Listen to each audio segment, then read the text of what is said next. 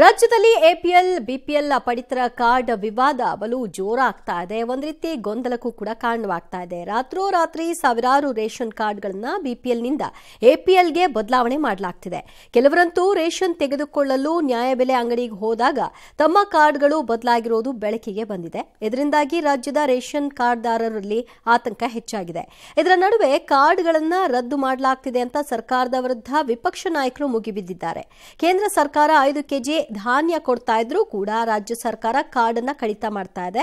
ರಾಜ್ಯ ಸರ್ಕಾರ ದಿವಾಳಿ ಆಗ್ತಿದೆ ಅಂತ ಕೇಂದ್ರ ಸಚಿವ ಜೋಶಿ ಟೀಕಿಸಿದ್ದಾರೆ. ಕುಮಾರಸ್ವಾಮಿ ಮಾತನಾಡಿ, ಗ್ಯಾರಂಟಿ ಸ್ಕೀಮ್ನಿಂದ ಸರ್ಕಾರಕ್ಕೆ ಏನೂ ಹೊರೆ ಇಲ್ಲ, ತೆರಿಗೆ ಹೆಚ್ಚಿಗೆ ಮಾಡಿ ಸಂಗ್ರಹ ಮಾಡಿರುವ ಹಣ ಏನಾಯಿತು ಅಂತ ಪ್ರಶ್ನೆ ಮಾಡಿದ್ದಾರೆ. ವಿಪಕ್ಷ ನಾಯಕ ಅಶೋಕ್ ಕೂಡ ಕಾರ್ಡ್ ರದ್ದು ಮಾಡ್ತಾ ಇರೋ ಕಾಂಗ್ರೆಸ್ ಸರ್ಕಾರದ 6ನೇ ಗ್ಯಾರಂಟಿ ಅಂತ ವ್ಯಂಗ್ಯವಾಡಿದ್ದಾರೆ. ಬಿಜೆಪಿಗರ ಈ ಟೀಕೆ ಟಿಪ್ಪಣಿ ವಾಗ್ದಾಳಿಗೆ ಸಿಎಂ ಸಿದ್ದರಾಮಯ್ಯ ತಿರುಗೇಟನ್ನ ಕೊಟ್ಟಿದ್ದಾರೆ. ಎಪಿಎಲ್ ರದ್ದು ಮಾಡಿಲ್ಲ, ಅನರ್ಹರನ್ನ ತೆಗೆದು ಹಾಕ್ತೀವಿ, ಟ್ಯಾಕ್ಸ್ ಕಟ್ಟೋರು ಸರ್ಕಾರಿ ನೌಕರರಿಗೆ ಬಿಪಿಎಲ್ ಇದ್ರೆ ಎಪಿಎಲ್ ಮಾಡ್ತೀವಿ, ಗೃಹಲಕ್ಷ್ಮಿ ಯೋಜನೆಗೆ ಬೇರೆಯದ್ದೇ ಮಾನದಂಡಗಳಿವೆ ಅಂತ ಸಿಎಂ ಸ್ಪಷ್ಟನೆ ಕೊಟ್ಟಿದ್ದಾರೆ. ಕಾಂಗ್ರೆಸ್ ಸರ್ಕಾರ ಸಂಪೂರ್ಣವಾಗಿ ದಿವಾಳಿಯತ್ತ ಹೋಗ್ತಾ ಇದೆ. ಕಾರ್ಡ್ಗಳನ್ನ ಯಾಕೆ ಕಡಿತ ಮಾಡ್ತಾ ಇದೆ ಅನ್ನೋದು 5 ಕೆಜಿ ಫ್ರೀ ಸಂಪೂರ್ಣವಾಗಿ ಉಚಿತವಾಗಿ ಕೊಡುವಂಥದ್ದು ಭಾರತ ಸರ್ಕಾರ ಮಾಡ್ತಾ ಇದೆ. ಯಾವುದೇ ರೀತಿ ಪ್ಲಾನಿಂಗ್ ಇರಲಾರದೆ ಗ್ಯಾರಂಟಿ ಅನೌನ್ಸ್ಮೆಂಟ್ ಮಾಡಿದ್ದಾರೆ. ಅದು ಕೊಡಕ್ಕೂ ಆಗ್ತಲ್ಲ, ಬಿಡಕ್ಕೂ ಆಗ್ತಲ್ಲ. ಯಾಕಂದ್ರೆ ಮಾತಾಡಿದ್ರೆ ನುಡಿದಂತೆ ನಡೆದಿದ್ದೇವೆ ಅಂತಾರೆ ಸಿದ್ದರಾಮಯ್ಯ ಸಾಹೇಬ್ರದ್ದು. ಇವೆಲ್ಲ ಬಂದ್ ಮಾಡಿ ಗ್ಯಾರಂಟಿ ಕೊಡ್ತೀವಿ ಅಂದ್ರೆ ಏನ್ ಅರ್ಥ ಇದೆ? ಗ್ಯಾರಂಟಿಯ ಸ್ಕೀಮ್ನಿಂದ ಸರ್ಕಾರಕ್ಕೆ ಇಕ್ಕಟ್ಟಿದೆ ಅಂತ ಹೇಳಲ್ಲ ನಾನು. ತೆರಿಗೆ ರೂಪದಲ್ಲಿ ಎಷ್ಟು ಹಣ ಸಂಗ್ರಹ ಆಗ್ತಾ ಇದೆ, ಹಾಗಿದ್ರೆ ಹಣ ಎಲ್ಲಿ ಹೋಗ್ತಾ ಇದೆ? 1,05,000 ಕೋಟಿ ಸಾಲ ಬೇರೆ ಮಾಡ್ತಾ ಇದ್ದೀರಿ. ಗ್ಯಾರಂಟಿ ಸ್ಕೀಮ್ನಿಂದ ಸರ್ಕಾರ ದಿವಾಳಿ ಆಗಿದೆ ಅಂತ ನಾನು ಹೇಳಕ್ ತಯಾರಾಗಿಲ್ಲ. ಕೇಂದ್ರ ಸರ್ಕಾರ ಗ್ಯಾರಂಟಿಗಳು ಸರಿಯಾಗಿ ಇನ್ಸ್ಟಾಲ್ ಆಗ್ತಾ ಇಲ್ಲ ಅಂತ. ಬಟ್ ಈಗ ಸಿದ್ದರಾಮಯ್ಯ ಮತ್ತೆ ಡಿ.ಕೆ. ಶಿವಕುಮಾರ್ ಸವಾಲ್ ಹಾಕಿದ್ದಾರೆ, ನಾವು ಫ್ಲೈಟ್ ಕಳಿಸ್ತೀವಿ. ಅಯ್ಯೋ, ಅವರು ಬಂದು ನೋಡಬೇಕಾಗಿಲ್ಲ, ನಾವೇ ದಿನ ನೋಡ್ತಾ ಇದೀವಲ್ಲ.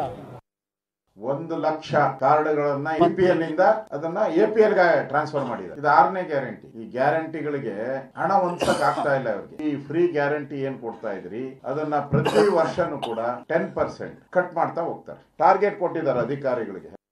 ಎಪಿಎಲ್ ಕಾರ್ಡ್ ರದ್ದು ಮಾಡಿಲ್ಲ. ಯಾರು ಅರ್ಹರಿದ್ದಾರೆ ಅವರು ಕೊಡಬೇಕು, ಯಾರು ಅನರ್ಹರಿದ್ದಾರೆ ಅವರು ತೆಗೆದಾಕ್ಬೇಕು. ನಿನಗೆ ಇನ್ಕಮ್ ಟ್ಯಾಕ್ಸ್ ಕಟ್ತಾ ಇದ್ರು ಕೊಡಬೇಕಾ, ಸರ್ಕಾರಿ ನೌಕರರಾಗಿದ್ರು ಕೊಡಬೇಕಾ? ಅಂತ್ಯವನ್ನ ಬಿಪಿಎಲ್ ಕಾರ್ಡ್ ನಿಂದ ಎಪಿಎಲ್ ಕಾರ್ಡ್ ಮಾಡೋದು. ನಾನು ಬಹಳ ಕಟ್ಟುನಿಟ್ಟಿನ ಇನ್ಸ್ಟ್ರಕ್ಷನ್ಸ್ ಅನ್ನ ಕೊಟ್ಟಿದ್ದೇನೆ. ಯಾರು ಅರ್ಹರಿದ್ದಾರೆ ಅವ್ರು ಯಾರು ಕೂಡ ಕೈ ಬಿಡಬಾರ್ದು. ರದ್ದು ಮಾಡಿದವರಿಗೆ ಗೃಹಲಕ್ಷ್ಮಿ ಯೋಜನೆ ಕಟ್ಟಾಗುತ್ತಾ? ಅದಕ್ಕೆ ಬೇರೆ ಮಾನದಂಡಗಳಿದ್ದಾವೆ. ಗೃಹಲಕ್ಷ್ಮಿ ಯಾರು ಇನ್ಕಮ್ ಟ್ಯಾಕ್ಸ್ ಕಟ್ತಾರೆ ಅವ್ರು ಕಟ್ಟಕ್ ಕೊಡಲ್ಲ ಅವ್ರಿಗೆ ಅಂತ ಹೇಳಿ. ಗ್ಯಾರಂಟಿಗಳನ್ನ ನಿಭಾಯಿಸೋದ್ರಲ್ಲಿ ಸರ್ಕಾರ ಹೈರಾಣಾಗಿದೆ ಅನ್ನೋದ್ರಲ್ಲಿ ಎರಡು ಮಾತಿಲ್ಲ. ಹಾಗಂದ ಮಾತ್ರಕ್ಕೆ ಕಾರ್ಡ್ ಪರಿಷ್ಕರಣೆ ಆಗಲೇ ಕೂಡ್ದು ಅನ್ನುವಂತಹ ವಾದವನ್ನ ಏನು ಪ್ರತಿಪಕ್ಷ ನಾಯಕರು ಎತ್ತಾ ಇದ್ದಾರೆ, ಅದು ತಪ್ಪು. ಕಂಡವ್ರಿಗೆಲ್ಲ ಬಿಪಿಎಲ್ ಕಾರ್ಡ್ ಕೊಟ್ಟಿದ್ದಾರೆ. ಅವರು ಗೌರ್ಮೆಂಟ್ ಎಂಪ್ಲಾಯೀಸ್ ಆಗಿರಬಹುದು, ಅವರು ಸಿರಿವಂತರಾಗಿರಬಹುದು, ಅಂಥವರು ಕೂಡ ಇದರ ಫೆಸಿಲಿಟಿ ಪಡ್ಕೊಳ್ತಿದ್ದಾರೆ. ಸಿರಿವಂತರೇನೋಗಿ ಡಿಪೋಲ್ ಅಕ್ಕಿ ತಗೊಂಡು ಬರಲ್ಲ, ಬದಲಾಗಿ ಅವರು ಆರೋಗ್ಯದ ಸೌಲಭ್ಯಗಳನ್ನೇ ಇದರಿಂದ ಪಡ್ಕೊಳ್ತಾ ಇದ್ದಾರೆ. ಸೊ ಈ ಅನುಕೂಲಗಳಿಗಾಗಿ ಬಿಪಿಎಲ್ ಕಾರ್ಡನ್ನು ಅವರು ಉಪಯೋಗಿಸ್ಕೊಳ್ತಿದ್ದಾರೆ. ಅದನ್ನ ಏನು ಪರಿಷ್ಕರಣೆ ಮಾಡ್ತಿದ್ದಾರೆ ಅದು ಮಾಡಲಿ. ಆದರೆ ಅಧಿಕಾರಿಗಳಿಗೆ ಒಂದು ಸಜೆಷನ್ನ ನೀವು ಕೊಡಲೇಬೇಕು. ಈಗ ಮುಖ್ಯಮಂತ್ರಿಗಳು ಹೇಳ್ತಾ ಇದ್ರಲ್ಲ, ಅರ್ಹರಿಗೆ ಕೊಡ್ತೀವಿ, ಅನರ್ಹರಿಗೆ ಕೊಡಲ್ಲ ಅಂತ. ಅದು ಕರೆಕ್ಟು. ಆದರೆ ಅನರ್ಹರು ಯಾರು, ಆ ವ್ಯಾಪ್ತಿಗೆ ಬರೋರು ಯಾರು? ಕೇವಲ ಟ್ಯಾಕ್ಸ್ ಪೇಯರ್ಸು ಮತ್ತೆ ಗೌರ್ಮೆಂಟ್ ಎಂಪ್ಲಾಯೀಸಾ? ಅದನ್ನ ನೀವು ಅಧಿಕಾರಿಗಳಿಗೆ ಹೇಳಿ. ಎಷ್ಟೋ ಕಡೆಗಳಲ್ಲಿ ನನಗೂ ಕೂಡ ಕಾಲ್ ಬರ್ತಾ ಇದೆ, ತಿನ್ನೋದಕ್ಕೆ ನಮಗೆ ಈ ಡಿಪೋ ಅಕ್ಕಿನೇ ಆಧಾರವಾಗಿದ್ದು, ಈಗ ಆ ಕಾರ್ಡ್ನು ಕೂಡ ಕ್ಯಾನ್ಸಲ್ ಮಾಡಿದ್ದಾರೆ, ನಾವು ಏನು ಮಾಡಬೇಕು ಕೇಳಿದ್ರೆ ನೀವು ಟ್ಯಾಕ್ಸ್ ಪೇಯರ್ ಅಂತಾರೆ. ಅವರು ಹೊಲದಲ್ಲಿ ಯಾರ್ದೋ ಹೊಲದಲ್ಲಿ ಕೆಲಸ ಮಾಡ್ಕೊಂಡಿರೋರು ಯಾವ ಟ್ಯಾಕ್ಸ್ ಪೇ ಮಾಡ್ತಾರೆ? ಅವ್ರು ತಿನ್ನಕ್ಕೆ ಗತಿ ಇಲ್ಲದೆ ಇದ್ದಾಗ ಟ್ಯಾಕ್ಸ್ ಕಟ್ಟೋಕೆ ಎಲ್ಲಿಂದ ಬರುತ್ತೆ? ಇದನ್ನೆಲ್ಲ ಚೆಕ್ ಮಾಡ್ಕೊಳ್ಬೇಕು ಅಂತ. ಅಧಿಕಾರಿಗಳು ಬಡವರ ಕಷ್ಟ ನಿಮಗೆ ಅರ್ಥ ಆಗಲ್ಲ, ಟೇಬಲ್ ಕೆಳಗೆ ತಗೊಳ್ಳೋರಿಗೆ ಖಂಡಿತ ಅರ್ಥ ಆಗಲ್ಲ. ಆದರೆ ದಯಮಾಡಿ ನೀವು ಕರೆಕ್ಷನ್ ಮಾಡುವಾಗ ಕರೆಕ್ಟಾಗಿ ನೋಡಿ ಕರೆಕ್ಟ್ ಮಾಡಿ. ಯಾರಿಗೆ ಹೋಗ್ತಾ ಇದೆ ಅನ್ಯಾಯವಾಗಿ ಅಂಥವ್ರದನ್ನ ನಿರ್ದಾಕ್ಷಿಣ್ಯವಾಗಿ ತೆಗೆದುಹಾಕಿ. ಬಿಪಿಎಲ್ ಕಾರ್ಡ್ ಏನು ನಮ್ಮ ಜನಸಂಖ್ಯೆ ಅರ್ಧದಷ್ಟು ಬಿಪಿಎಲ್ ಕಾರ್ಡ್ನ ಹಂಚ್ತೀರಿ ಅಂತಂದರೆ ಆ ಮೂರ್ಖತನ ಮಾಡಿದ್ದು ಆರಂಭದಲ್ಲಿ. ಸೊ ಈಗ ಅದನ್ನು ಸರಿಪಡಿಸ್ಕೊಳ್ತೀರಿ ಅಂತ ಅಂದರೆ ತಪ್ಪಿಲ್ಲ. ಆದರೆ ಸರಿಪಡಿಸೋ ನೆಪದಲ್ಲಿ ಬಡವರ ಕಾರ್ಡ್ಗಳನ್ನ ಕಿತ್ಕೊಳ್ಬೇಡಿ.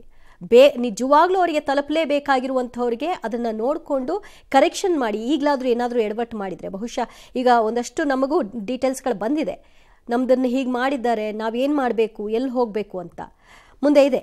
ಎಪಿಎಲ್ ಬಿಪಿಎಲ್ ಕಾರ್ಡ್ ಪರಿಷ್ಕರಣೆಯಲ್ಲಿ ಆಹಾರ ಇಲಾಖೆ ಅಧಿಕಾರಿಗಳು ಎಡವಟ್ಟನ್ನ ಮಾಡಿಕೊಂಡಿದ್ದಾರೆ. ಬೆಂಗಳೂರಿನ ಮಹಾಲಕ್ಷ್ಮಿ ಲೇಔಟ್ನ ಜೈ ಮಾರುತಿ ನಗರದ ಬಡ ಕುಟುಂಬದ ಬಿಪಿಎಲ್ ಕಾರ್ಡ್ ಅನ್ನು ಎಪಿಎಲ್ ಆಗಿ ಬದಲಾಯಿಸಿದ್ದಾರೆ. ಇವರು ಐಟಿ ಪಾವತಿದಾರರು ಅಂತ ಆಹಾರ ನಿರೀಕ್ಷಕರು ನಮೂದಿಸಿದ್ದಾರೆ. ಆದರೆ ರೇಷನ್ ತೆಗೆದುಕೊಳ್ಳಲು ಹೋದಾಗ ತಮ್ಮ ಬಿಪಿಎಲ್ ಕಾರ್ಡ್ ರದ್ದಾಗಿರೋದು ಗೊತ್ತಾಗಿದೆ. 2 ತಿಂಗಳಿನಿಂದ ಅಕ್ಕಿ ಇಲ್ಲದೆ ಈ ಬಡ ಕುಟುಂಬ ಈಗ ಪರದಾಡ್ತಾ ಇದೆ. ಜೊತೆಗೆ ಆರೋಗ್ಯ ಸೇವೆ, ಭಾಗ್ಯಲಕ್ಷ್ಮಿ ಬಾಂಡ್ ಸೇವೆ ಕೂಡ ಸಿಗ್ತಿಲ್ಲ. ಈ ಮಧ್ಯೆ ಹಾಸನ ಜಿಲ್ಲೆಯಲ್ಲಿ ವಿವಿಧ ಕಾರಣಗಳಿಂದ 3925 ಬಿಪಿಎಲ್ ರೇಷನ್ ಕಾರ್ಡ್ಗಳು ಎಪಿಎಲ್ ಕಾರ್ಡ್ಗಳಾಗಿ ಬದಲಾಗಿವೆ. 2 ತಿಂಗಳಿಂದ ಅಕ್ಕಿ ಸಿಗ್ತಾ ಇಲ್ಲ ಸರ್. ರೇಷನ್ ಕಾರ್ಡು ಬಿಪಿಎಲ್ ಇದ್ದು ಎಪಿಎಲ್ ಕಾರ್ಡ್ ಮಾಡಿದ್ದಾರೆ. ಓಕೆ ಹೇಳಿದ್ರೆ ನಮ್ಗೆ ಏನು ಗೊತ್ತಿಲ್ಲ, ವೆರಿಫಿಕೇಶನ್ ಬರ್ತೀನಿ ಅಂತ ಹೇಳ್ತಾ ಇದ್ದಾರೆ. ಅದು ಬಂದಿಲ್ಲ, ಏನಿಲ್ಲ. 2 ತಿಂಗಳಿಂದ ಅಕ್ಕಿ ಇಲ್ಲ. ನಮ್ಗೆ ಜೀವನ ಮಾಡೋದು ಹೆಂಗೆ ಸರ್? ನಮ್ಮ ಮನೆಯವ್ರು ಒಬ್ಬರೇ ಕೆಲಸಕ್ಕೆ ಹೋಗಿ ಗಾರ್ಮೆಂಟ್ಸ್ಗೆ ಹೋಗಿ ವರ್ಕ್ ಮಾಡ್ತಾ ಇರೋದು. ನಾವು ಇನ್ನು ಮಗು ನೋಡ್ಕೊಂಡು ಮನೆಯಲ್ಲೇ ಇದ್ದೀವಿ. ಇದ್ದಕ್ಕಿದ್ದಂಗೆ ಹಿಂಗೆ ಕಾರ್ಡ್ ಕ್ಯಾನ್ಸಲ್ ಮಾಡಿಬಿಟ್ಟಿದ್ದಾರೆ. 102 ಜನ ಸರ್ಕಾರಿ ನೌಕರರು ಏನಿದ್ದಾರೆ ಅವರು ಕೂಡ ರೇಷನ್ ಕಾರ್ಡ್ ತಗೊಂಡಿರೋದ್ ಬಗ್ಗೆ ಮಾಹಿತಿ ಇತ್ತು. ಅದನ್ನು ಕೂಡ ನಾವು ಎಪಿಎಲ್ ಗೆ ನಾವು ಕನ್ವರ್ಟ್ ನ ಈಗ ಮಾಡಿದ್ದೇವೆ. ಇನ್ಕಮ್ ಟ್ಯಾಕ್ಸ್ ಪೇ ಅಂತ ಇದ್ದಾರೆ. ಸೊ ಅದರಲ್ಲಿ 3408 ಜನಕ್ಕೆ ನಾವು ಎಪಿಎಲ್ ಗೆ ಕನ್ವರ್ಟ್ ಮಾಡಿದೀವಿ. ಒಟ್ಟಾಗಿ ಜಿಲ್ಲೆನಲ್ಲಿ 3929 ಪಡಿತರ ಚೀಟಿಗಳನ್ನ ಏನು ಎಪಿಎಲ್ ಕಾರ್ಡ್ಗೆ ಕನ್ವರ್ಟ್ ಮಾಡಿದ್ದೀವಿ. ಮಂಗಳೂರು ಹೊರವಲಯದ ಉಚ್ಚಿಲದ ರೆಸಾರ್ಟ್ ಒಂದರಲ್ಲಿ ಈಜುಕೊಳದಲ್ಲಿ ಆಟವಾಡಲು ಹೋಗಿದ್ದ ಮೈಸೂರು ಮೂಲದ 3 ಯುವತಿಯರು ಮುಳುಗಿ ಸಾವನ್ನಪ್ಪಿದ್ದಾರೆ. ಎಂಜಿನಿಯರಿಂಗ್ ಫೈನಲ್ ಇಯರ್ ಓದ್ತಾ ಇದ್ದ ನಿಶಿತಾ, ಪಾರ್ವತಿ, ಕೀರ್ತನ ನಿನ್ನೆ ರೆಸಾರ್ಟ್ ಹೋಗಿದ್ರು. ಇವತ್ತು ಬೆಳಗ್ಗೆ 10 ಗಂಟೆ ಸುಮಾರಿಗೆ ಸ್ವಿಮ್ಮಿಂಗ್ ಪೂಲ್ಗೆ ಇಳಿದಿದ್ದಾರೆ. ಈಜು ಬಾರ್ದಿದ್ರು. ಮೊದಲಿಗೆ ಮೊಬೈಲ್ನಲ್ಲಿ ವಿಡಿಯೋವನ್ನು ಚಿತ್ರೀಕರಿಸಿಕೊಂಡು ಕೈ ಹಿಡಿದು ಆಟವನ್ನು ಆಡ್ಕೊಂಡು ಮುಂದಕ್ಕೆ ಹೋಗ್ತಾರೆ.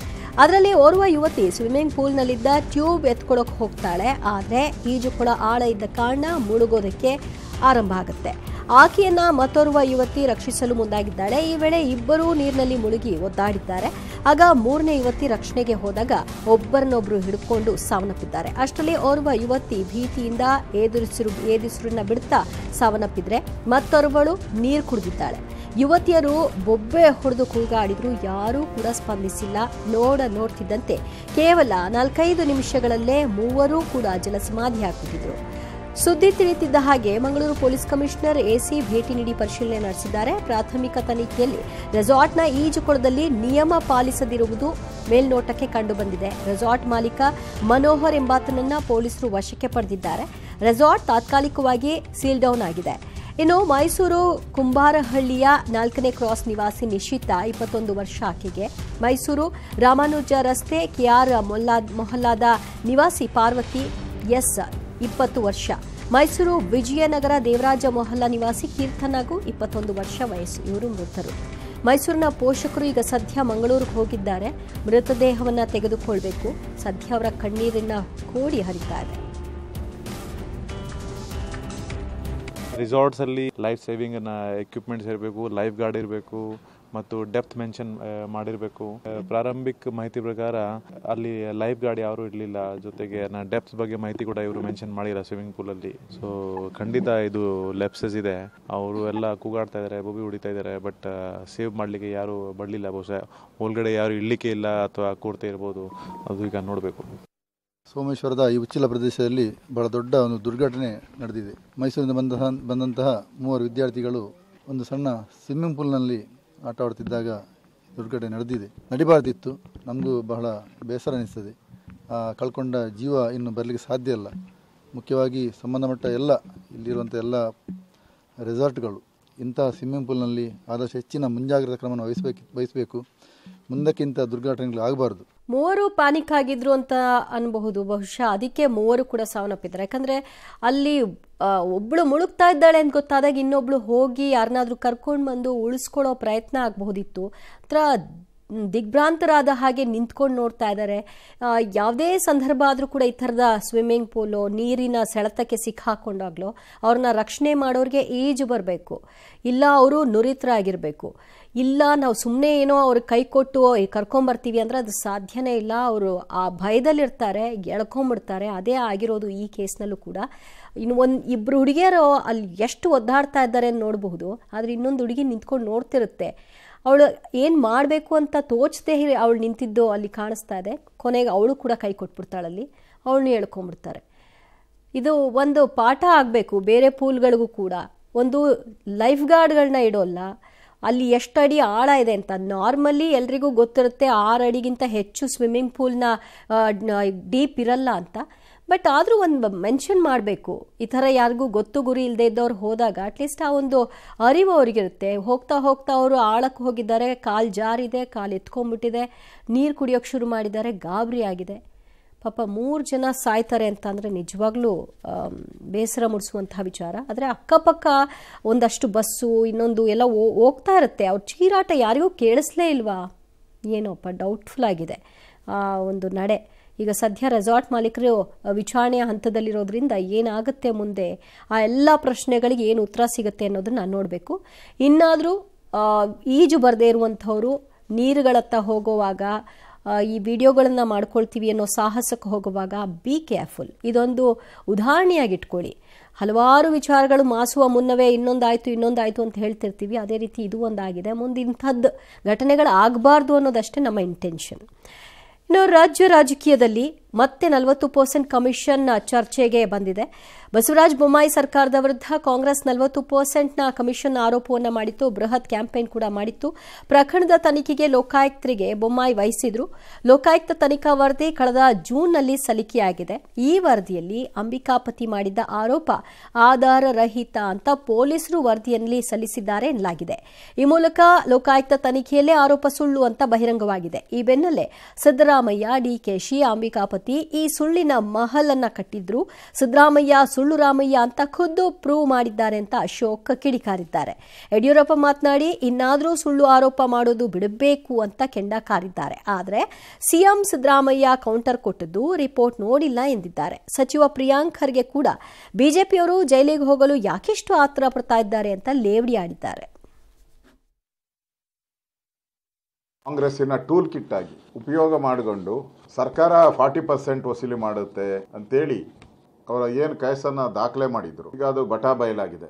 ಇವತ್ತು ಸಿದ್ದರಾಮಯ್ಯ, ಡಿ.ಕೆ. ಶಿವಕುಮಾರ್, ಅಂಬಿಕಾಪತಿ ನಿಮ್ಮ ಈ ಸುಳ್ಳಿನ ಮಹಲ್ ಏನು ಕಟ್ಟಿದ್ರಿ ಅದು ಕುಸಿದು ಬಿದ್ದೋಗಿದೆ. ಇವತ್ತು ಸುಳ್ಳು ರಾಮಯ್ಯ ಅಂತ ಪ್ರೂವ್ ಆಗೋಯ್ತು. ಇವತ್ತು ಈಗ ಇದು 60% ಸರ್ಕಾರ ಇದ್ರೂ ಪ್ರಧಾನಮಂತ್ರಿನ ಸಾಕ್ಷಿ ಕೇಳ್ತೀರಾ? ನಾಚಿಕೆ ಆಗಲ್ವಾ ನಿಮ್ಮ ಸಾಕ್ಷಿ ಕೇಳಕ್ಕೆ?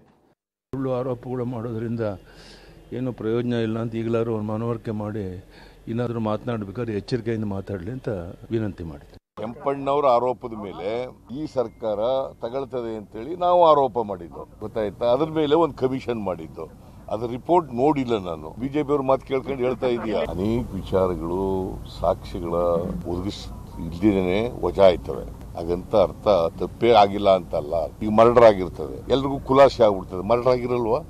ಯಾಕಷ್ಟ ಅವಸರ ಇದೆ ಬಿಜೆಪಿಯವರಿಗೆ ಜೈಲಿಗೆ ಹೋಗಕ್ಕೆ?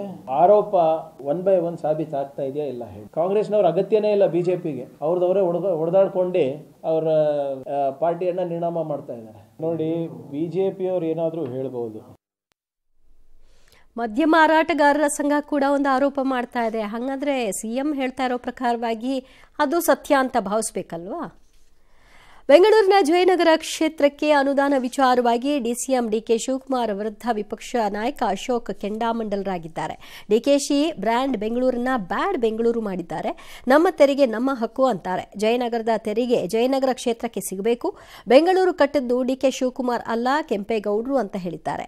ಇನ್ನು ಜಯನಗರ ನಾಗರಿಕ ಸಂಘ ಸಂಸ್ಥೆಗಳ ಜೊತೆ ಶಾಸಕ ಸಿ.ಕೆ. ರಾಮಮೂರ್ತಿ ಸಭೆ ನಡೆಸಿದ್ರು. ಈ ವೇಳೆ ಡಿಕೆಶಿ ಬಗ್ಗೆ ನಾನು ವೈಯಕ್ತಿಕವಾಗಿ ಏನೂ ಮಾತನಾಡಿಲ್ಲ, ಜಯನಗರಕ್ಕೆ ಕರೆದ್ರೂ ಬಂದಿರಲಿಲ್ಲ, ನೀವು ಬೆಂಗಳೂರು ನಗರಾಭಿವೃದ್ಧಿ ಸಚಿವರು, ಹಾಗಾಗಿ ಕ್ಷೇತ್ರದ ಬಗ್ಗೆ ಕೇಳಿದ್ದೆ ಅಂತ ಸ್ಪಷ್ಟನೆಯನ್ನ ಕೊಟ್ಟಿದ್ದಾರೆ. ಕೂಡಲೇ 10 ಕೋಟಿ ಅನುದಾನ ಬಿಡುಗಡೆ ಮಾಡಬೇಕು ಅಂತ ಒತ್ತಾಯಿಸಿದ್ದಾರೆ.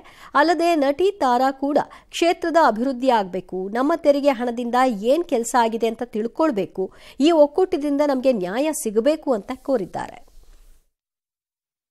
ಈ ಬ್ರ್ಯಾಂಡ್ ಬೆಂಗಳೂರು ನಿರ್ಮಾತರು ನಿಮಗೆ ಕೇಳ್ತಾ ಇದ್ದೀರಿ, ಹಳ್ಳ ಇಲ್ಲದ ಒಂದು ರಸ್ತೆಯನ್ನ ತೋರಿಸಿ.